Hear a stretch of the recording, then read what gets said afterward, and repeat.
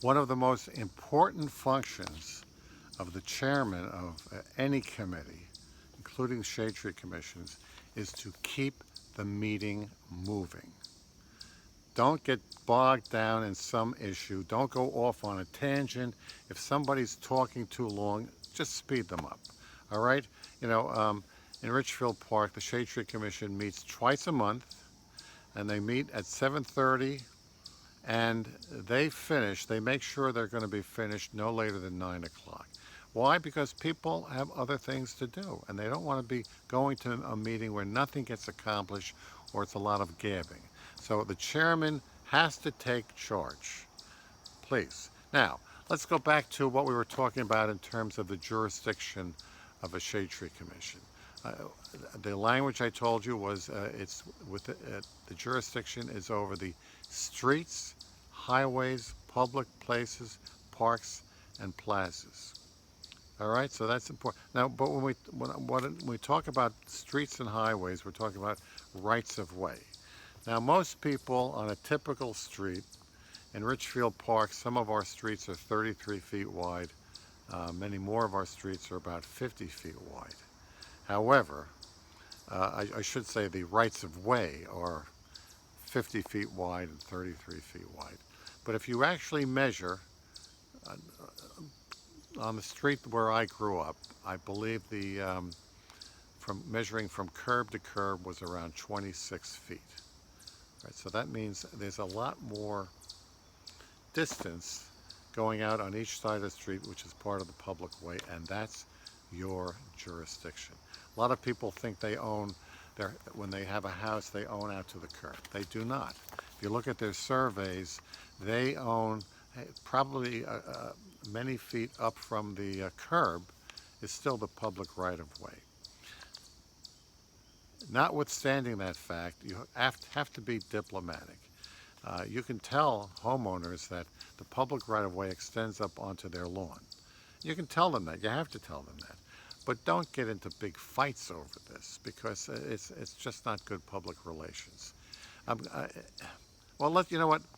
Let me give you an example of the way where the rights of way actually extend. So this is probably a typical suburban street here in Richfield Park. Let's just take a look at the details. The right-of-way here is 50 feet. However, the measurements from curb to curb are around 26, maybe 28 feet, which means that if it's a 50-foot right-of-way, you have another 22 feet of additional area that's in the right-of-way. So looking at the curb, you got roughly another 11 feet. Now this planting strip is nice. Planting strip is probably about 7 feet. The sidewalk is another 4 feet, 48 inches. And you can see the fence here is built right on the property line. So this is the edge of the right-of-way. And the same thing applies on the other side of the street. We walk across here, it's a nice planting strip. And again, the fence is built right on the property line. So the right-of-way really extends right up to the fence. On the other hand, you could be on a block where the planting strip is barely 3 feet wide. Sidewalk is 4 feet wide, that's 7 feet. So you've got another 3 or 4 feet before you get to the property line. So this might be a good location for planting a tree, otherwise here. Then you have some narrower streets. This street has a 33-foot right-of-way. From curb to curb, the street is about 20 feet. So you have additional right-of-way, 4-foot wide sidewalk, another 2-3 feet up on the front lawn where we planted this tree, and the next tree up ahead. All right, so now I've just laid out your jurisdiction along the rights of way. But technically, the jurisdiction may extend a little bit further onto people's private property. The language of the law is to regulate and control grounds surrounding trees and shrubs so far as is necessary for the proper growth, care, and protection of the trees and shrubs. So if you have a large shade tree growing in your public right-of-way and the roots and the branches extend over onto somebody's front lawn, that is your jurisdiction. Again, be diplomatic. Don't don't push it, but stand your ground when it's appropriate. Um, Shade tree commissions also have the right to adopt ordinances. Now, that's because of that power. There are some towns that don't want to create shade tree commissions because they say it gives them too much power. Well, my recommendation to everybody is if you have a shade tree commission, don't pass an ordinance because to pass an ordinance requires special public notice. You're going to have the ordinance written up by an attorney and so forth. If you want something added into your shade tree ordinance, then you talk to the mayor and the council and get that adopted that way. It's a much easier way and there's less controversy. So let's talk about the cost of trees, or your budget actually. It's your obligation to go to the mayor and the council to request a budget for the Shade Tree Commission's activities. Now, you also have the authorization, if you want, is when you're doing a shade tree planting program, you could adopt a program where as you're planting trees in front of people's homes, you can add the cost of purchasing and planting that tree onto their tax bill. There's a procedure to follow. I recommend that you do not do that. That will create a negative impact, negative reaction to property owners.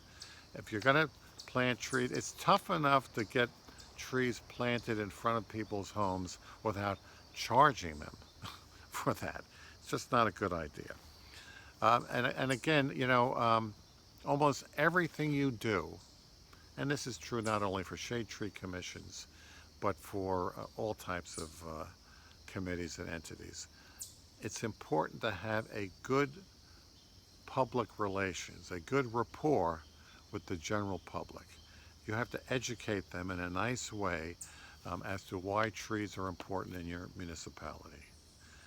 It's all public relations, it's all politics. If you start annoying people, they're going to complain to the mayor, and the next thing you know is you're not, a member of the Shade Tree Commission will not be reappointed. Like I said earlier, I've been on the municipal governing body for 40 years, and I've been the liaison with the Shade Tree Commission for all 40 years. And there are many issues that you just have to be diplomatic about. I can tell you one quick story of a prior mayor had several of his brothers in town, living in town also.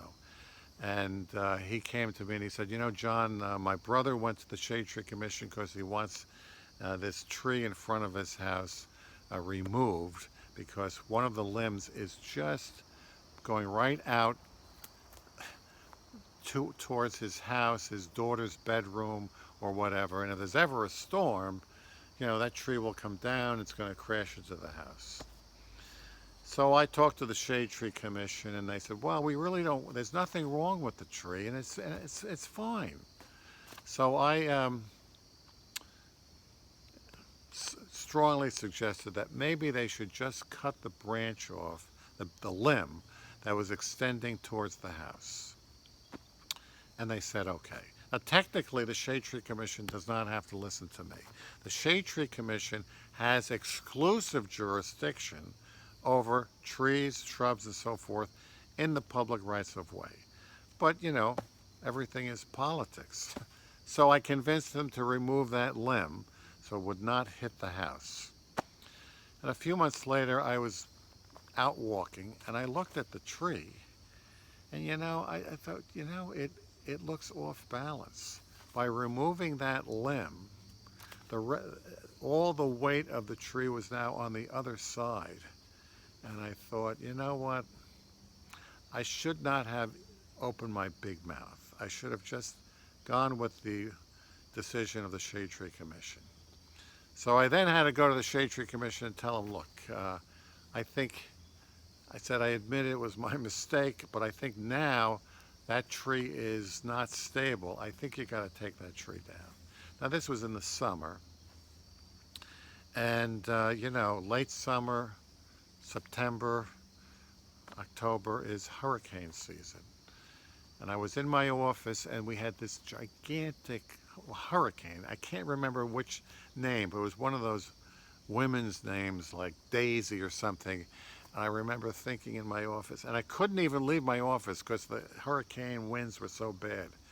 And I was dreading driving home to see if that tree came down. Well, as the storm died down a little, I left my office. I took a look at the tree. Thank you, God, it was still there. But another month and a half, 2 months passed, and it still hadn't been taken down. And then we had a big nor'easter in November, and that tree did come down. It did not come down on the mayor's brother's house. It tipped the other way and crushed a car, a brand new car, right across the street, owned by the mayor's other brother. So I had to make a lot of apologies, but it's an example of where you have to avoid letting politics get in the middle of wise and proper decisions. Okay, I think I said at the end of every year, or usually in December or early January, you should be proposing to your mayor and council, depending on how each town operates, your proposed budget for the new year. But you should also be giving your mayor and council a report of everything that you've done for the prior year. Plus, you're going to need all that information anyway if you're filing for the Tree City USA designation. So your secretary and the chairman and the other members should be keeping good records so that at the end of the year you're really just pulling out of your database all the information, and you can submit and you do a report to your governing body, the mayor and governing body. Now, state law currently says that no governing body having authority over sidewalks, we're going to talk about sidewalks for a moment, anyone having authority over sidewalks, streets, and so forth shall permit, the language says, any interference with or injury to a highway tree without the consent of the Shade Tree Commission. As I've said earlier, everything is politics and public relations. So you're going to be dealing with the building department, the Department of Public Works, and you want them to be aware that if they're doing anything involving trees, touching trees, cutting roots, you have to be involved. Again, you have to develop a good rapport, a good relationship with your building department, DPW, even your police department. The police have a habit of deciding they're just going to cut and butcher trees so that the traffic signs are visible. And that's understandable.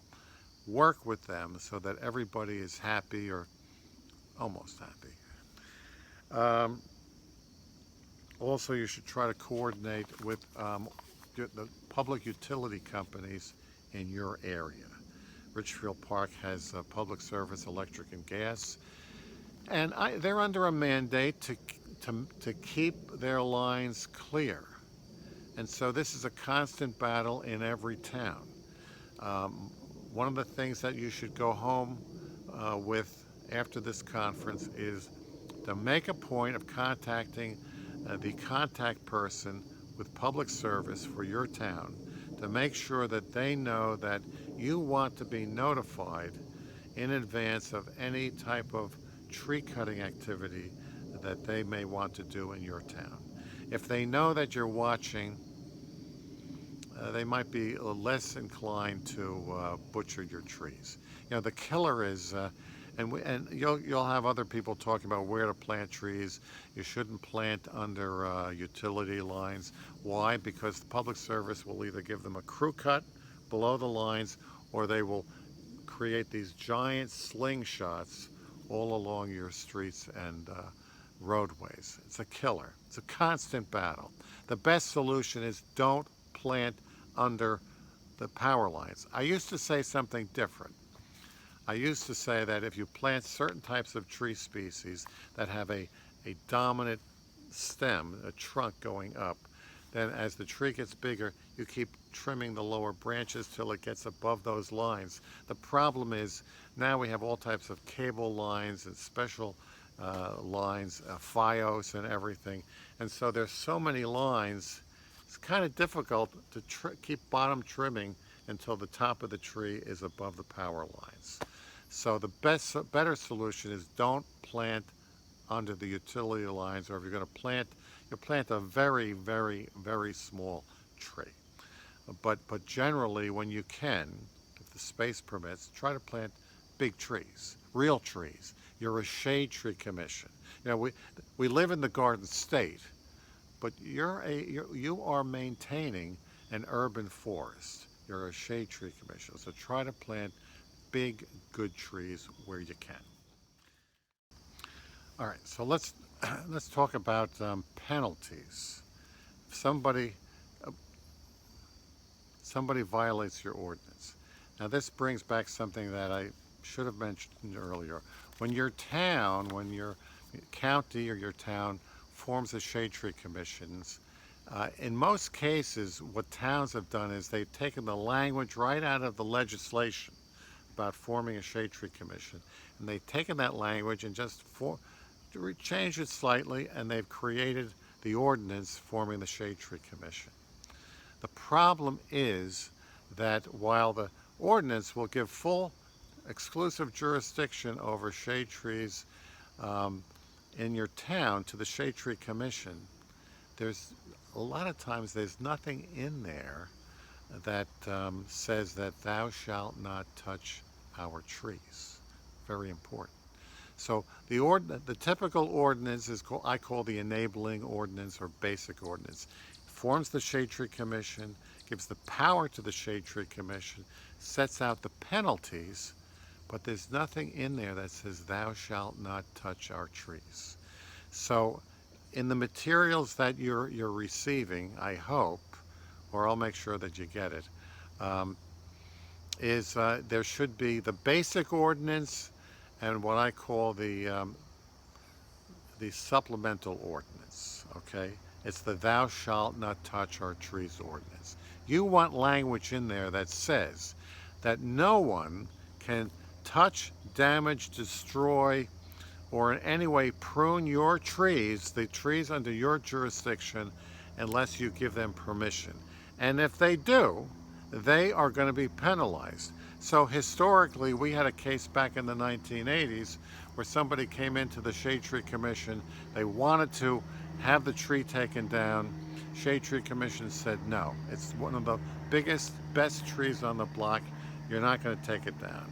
The people came back another 6 months later. Can't we take it down? We don't like it. We don't like the shade, blah, blah, blah. No. So on a Sunday afternoon, on a very cold day in the winter, they took that tree down. The neighbors were all upset. People were wanted to throw them in jail almost. And so the Shade Tree Commission said, all right, we're going to issue a fine. Well, they discovered that there was nothing in the ordinance. There was no language that says thou shalt not touch our trees. So they could not issue a summons. But you know, the saying is there's more than one way to skin a cat. That tree was municipal property, and we then decided to charge them, or we threatened to charge them with malicious damage to public property. And then we went after them for civil penalties, and we ultimately did get a resolution. All right, we're at a point where I think we should take a short break, because you don't want to keep listening to me constantly. So take a short break, take 5 minutes, and then you can go to the next video.